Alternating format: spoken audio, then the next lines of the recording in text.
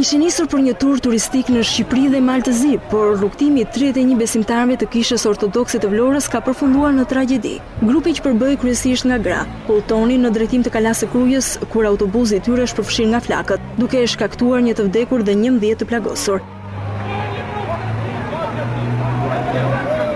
Zjarri ka shpërthyer në pjesën e përparme të mjetit tek motori dhe më pas flakët janë përhapur me shpejtësi dhe në pak minuta ka ndodhur dhe shpërthimi i serbatorit të karburantit. Burimet policore dhe të zjarrfikëse thanë se drejtuesi i mjetit Skënder Jonuzaj sapo ka parë tymin ka ndalur mjetin dhe ka hapur kroskotin e autobusit, por në ato momente kanë nisur flakët që kanë përfshirë të gjithë autobusin. Të zënë nga paniku pasagjerët kanë vrapuar të dalin me shpejtësi, por për shkak se mjeti kishte vetëm një derë dhe korridori është shumë i ngushtë, 12 prej tyre nuk kanë dalë në kohë dhe kanë marrë plagë të rënda djegje. Fatin më tragjike ka pasur pasagjerja që ishte ulur në fund të autobusit, Violeta Gjika, 65 vjeçe, e cila nuk ka arritur as të ngrihet nga sedilja dhe ka vdekur në vend. Policia tha se trupi i saj u karbonizua nga flakët, edhe autobusi është krumbuar tërësisht.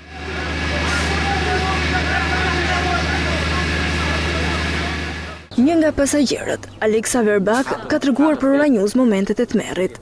Doli tym 1-2 sekonda, u ngrit shoferi, doli pristi i parë për jashtë, filluam dalim gjithë për jashtë, por për 2 sekonda, 3 sekonda plasi zjarri.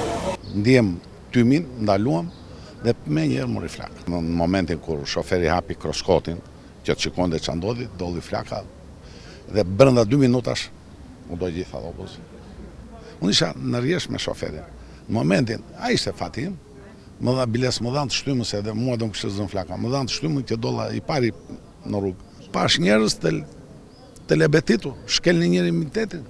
Policia dhe forcat zjarrfikëse mbërriten menjëherë në vendin e ngjarjes, por kanë qenë kalimtarët e rastit ata që dhanë ndihmën e parë, duke bërë të mundur dhe shpëtimin e një pjesë të mirë të pasagjerëve, ndërsa trupi i viktimës është nxjerrë nga mjeti i shkrumbuar vetëm pas më shumë se 3 orësh.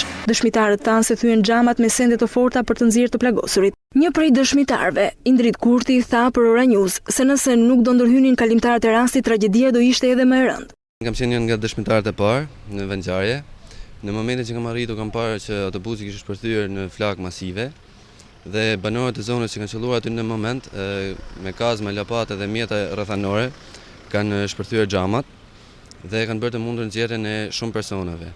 Në rast se këto banorë dhe unë nuk do të kishim thyer xhamat dhe do të kishim nxjerrë shumë persona, atëherë viktimat do të ishin me numër shumë më të madh. Në fillim janë dëgjuar dy shpërthime të vogla dhe zjarri është përhapur me shpejtësi maramendse.